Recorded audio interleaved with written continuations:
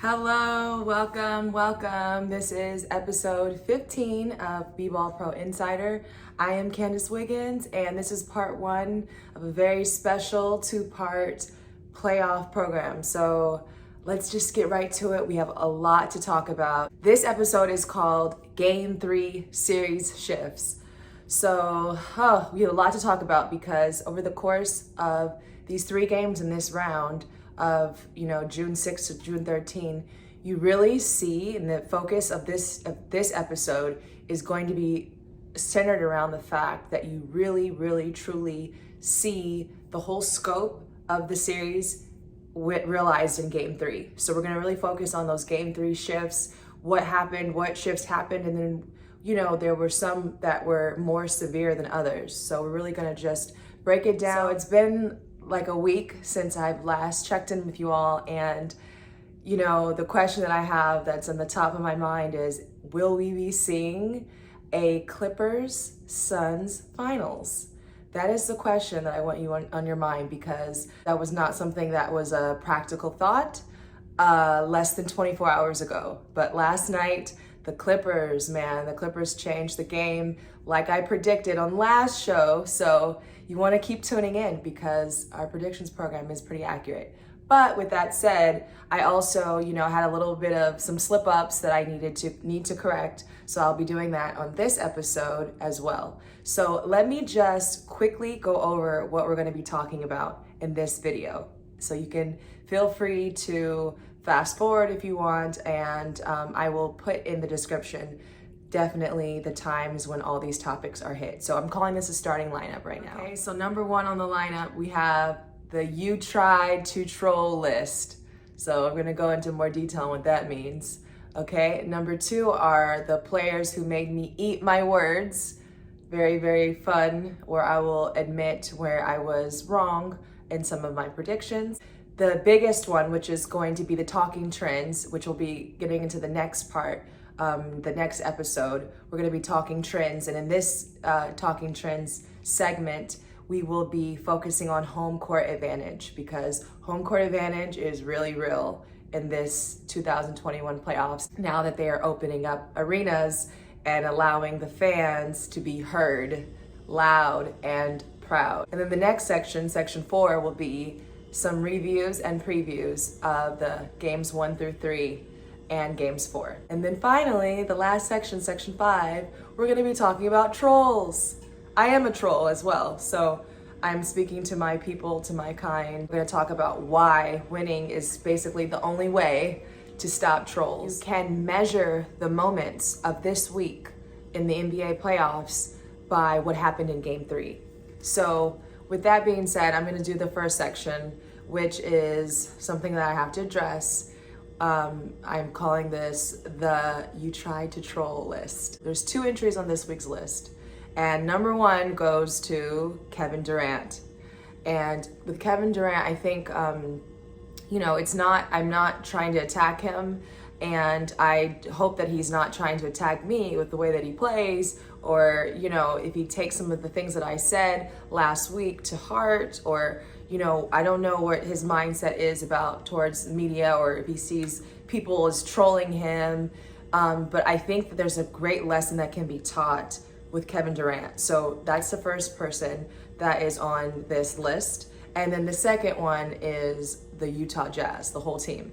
So let me talk firstly about Kevin Durant. Let me talk first and foremost Kevin Durant. So again, I'm not trying to attack anyone. What I'm really trying to do is trying to teach, because there is a great moment, a teaching moment that is occurring in every aspect of the NBA playoffs. Even the aspects that are kind of getting a little bit,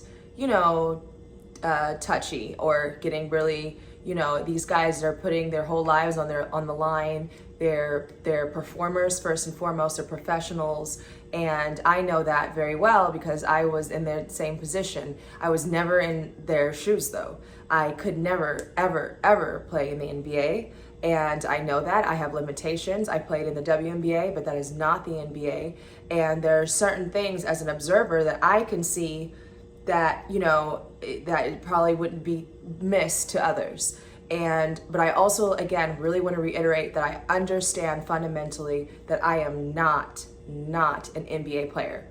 But with that said, Kevin Durant, who is an NBA player, reason why he's on my you tried to troll list is because it's almost like he took, the things that I said. I felt, almost attacked by him and the army and the legion of the Nets, literal Nets, trolls. And after 2 games, because the game, the Nets versus the Bucks, was incredible. Like, it was almost shocking. It almost just like stopped the NBA in its tracks. They won by 39 points.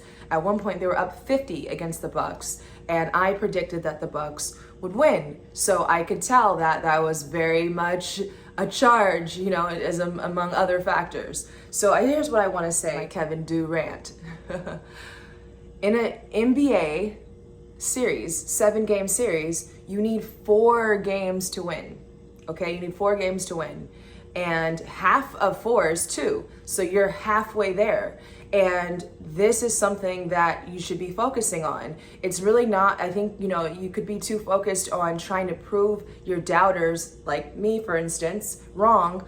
Instead, you should be winning plus proving yourself right. And that was something that I really struggled with in my career, but I figured that out. And I hope that other players like Kevin Durant will figure out that the only way that you prove yourself right is by winning. So you win, you prove yourself right, and it doesn't even matter. I'm just gonna be on my couch, Rick James on my couch, singing, "Give it to me, Katie, give it to me, Katie." You say, "I'm so crazy, picking the Bucks over Brooklyn. I said, I just want you to show me. I just want you to prove it, Katie. Maybe that's why you're dominating. Come on, give it to me, Katie. Give it to me, Katie." Prove it to me. And prove yourself more than all. You got to prove yourself right. And that's really important. Do not try to troll the trolls. The only way that you can win is through winning. Also, because of game 2, and because you guys blew out the Bucks so crazily at home, now if you don't win by 20 points today, if you don't win by 20, then you underperformed. Your team underachieved. So you don't only have to win today. That's not enough. You need to win by 20. Because what we saw, what you're capable of doing, you got to do it. And, me personally, it doesn't really matter what I think. It's really just about what are you going to do. But I also totally think that you should be focused on proving yourself right by winning. So win. And the last thing I'm going to say is that it could quickly become chaos if the momentum somehow changes. Even if, obviously the Bucks have to win this game. There's no other way around it. But if in the process of winning, the Bucks could somehow shift the momentum and change the whole nature of the domination of Brooklyn, there could be some challenges up ahead for you specifically, Katie. So again, not, hoping or wishing or praying on anything, just letting it be known that there are consequences, and that's why you should probably never troll or celebrate achievement after only 2 home wins. Okay, and I also kind of want to add the Utah Jazz into that as well. Not that, it's not any like personal attack or anything like that, but it's just an idea too. It's just a teaching moment for everyone.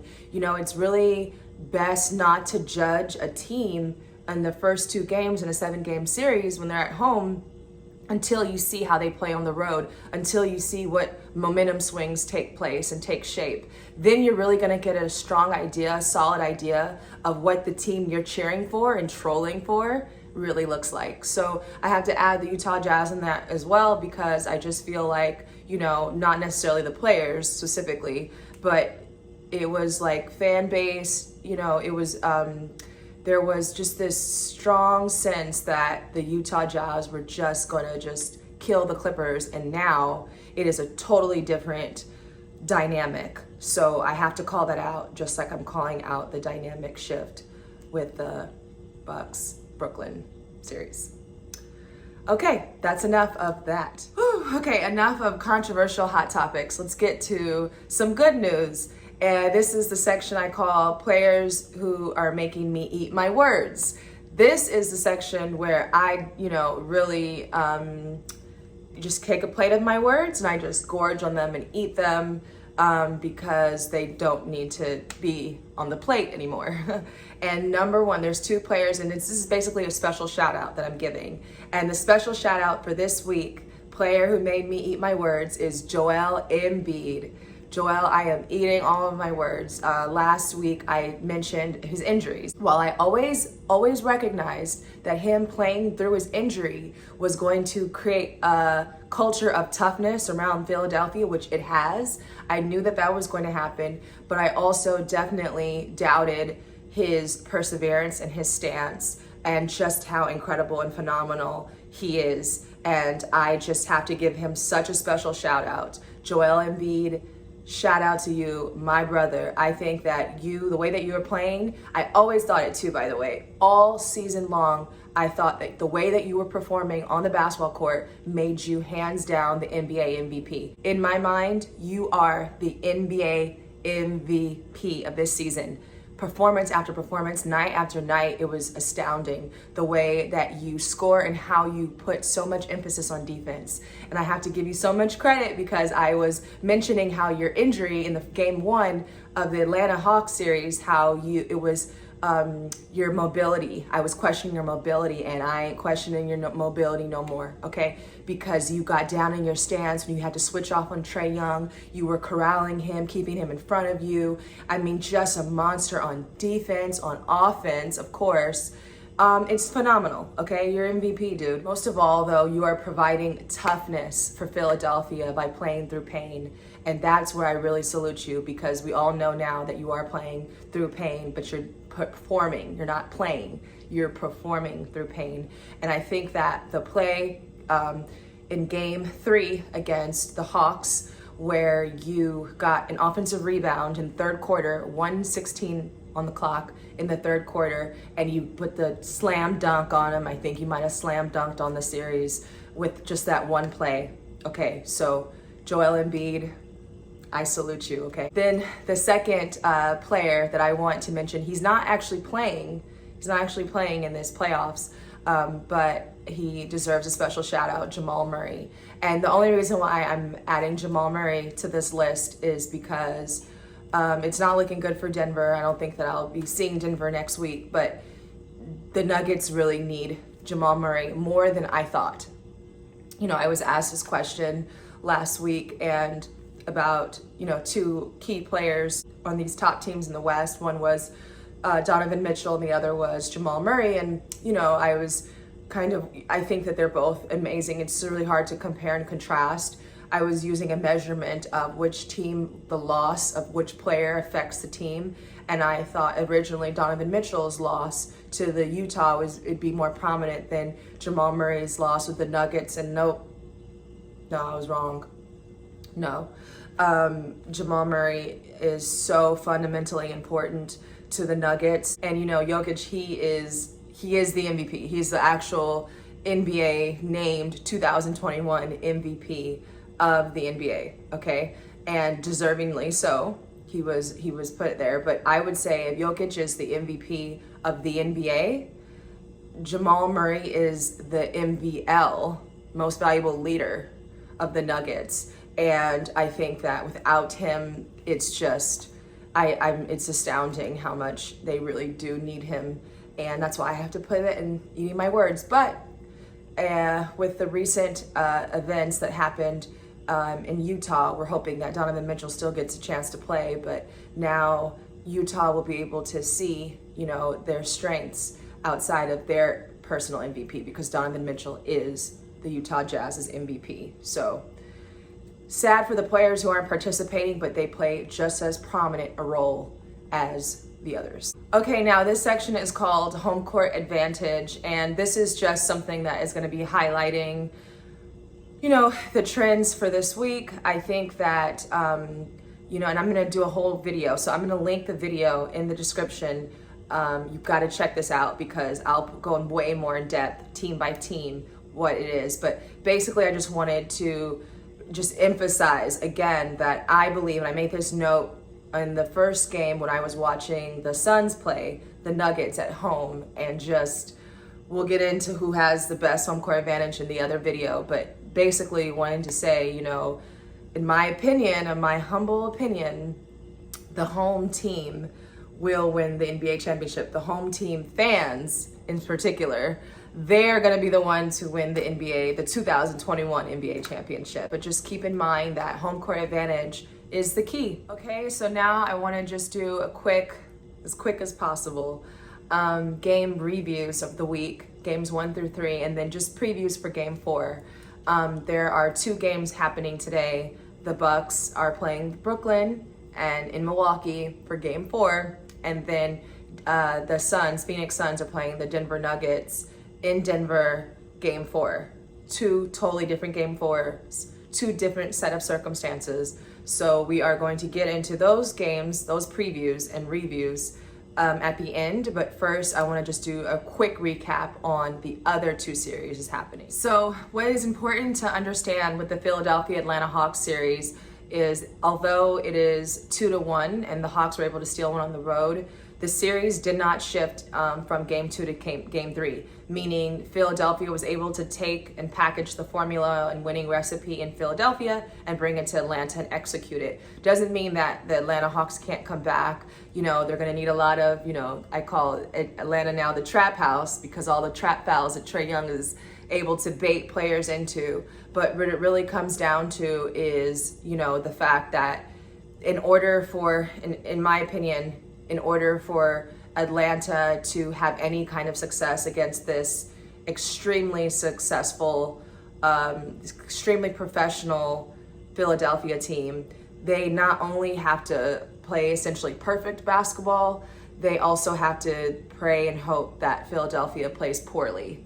And like I said, because of the, you know, because of the fact that they have such a strong system and they are just so solid, they have a great home court advantage, it just doesn't look like, you know, Atlanta will be able to be capable this year. In my opinion, the Philadelphia 76ers are the favorite. They were always my favorite, number 1 on my list, along with the Clippers on the West, but Philadelphia on the East was always my favorite, and they still are.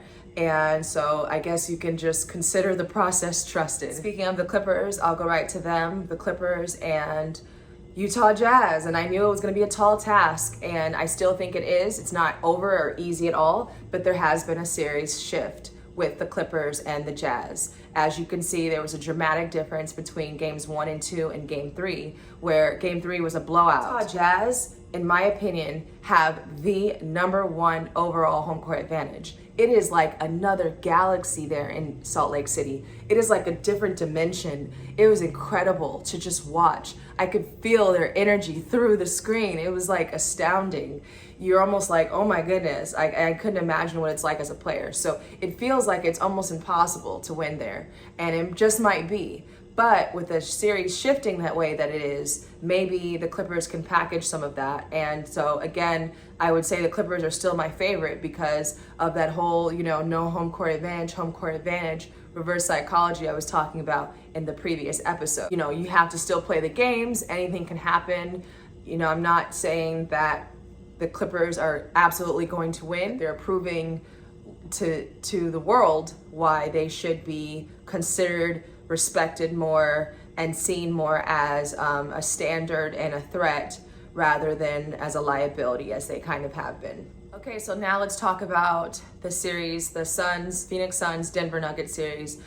Phoenix is up 3-0. So it's really, you know, one of those things where it's like almost impossible. Nothing in my mind is impossible except coming back from when you're down 3-0 in a 7-game series against a Phoenix Suns team that is playing just out of their minds. You know, definitely in my mind have number 1 home court advantage. So that's a huge factor.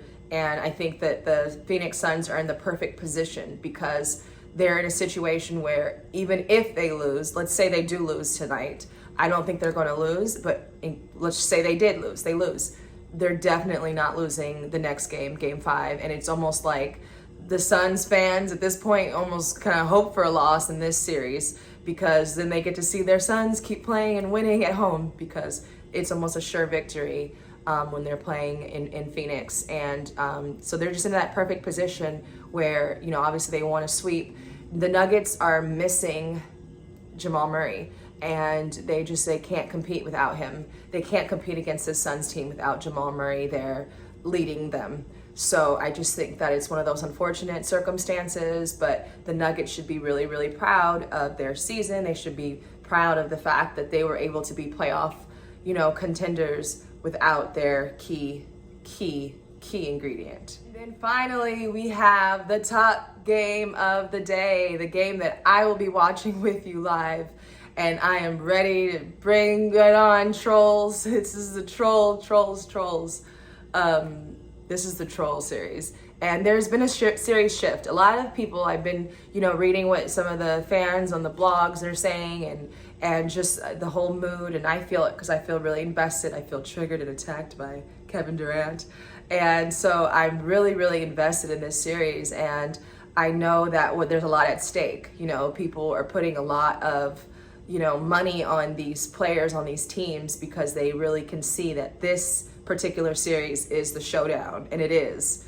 And today is a really huge game. It's the biggest, probably shifting game of the entire NBA playoffs, because either essentially Brooklyn becomes 3-1 against the Bucks and sayonara, you guys are gone in the next one, or the Bucks have an opportunity. I'm not saying they will take it, but the Bucks will have an opportunity to tie the series. And if they tie the series, it is a totally different, and it's not just tying the series, it's the way that they tie the series. So really watch the performance of these players, these Bucks players, because it's not enough to win. They have to win a certain way. They have to win not by the Nets slipping out of their hands and giving them the game. They have to win because they have to showcase and show the world and show the Brooklyn Nets why they are rebuilt through redemption, because they're a very experienced team. They're an experienced team that has been here before. And I think that, you know, the Bucks have been playing badly. They have been playing bad. Okay? There's no secret about that. The Bucks have been playing bad this playoff series. This one, not the one before, this round. But they are not the bad news Bucks yet. So I think trolls are too quick to label them the bad news Bucks. And I think that is a mistake. Let them show you, let them prove that they are the bad news Bucks. Just say and comment, they are playing badly. They are playing bad. They are not playing to their potential. But I think and I believe that this game is an opportunity, at least they have that, to at least show that, you know, what they're all about. And again, worst case scenario, the Bucks will get a chance to go to Brooklyn again and either get blown out, or they'll get a chance, an opportunity to beat Brooklyn.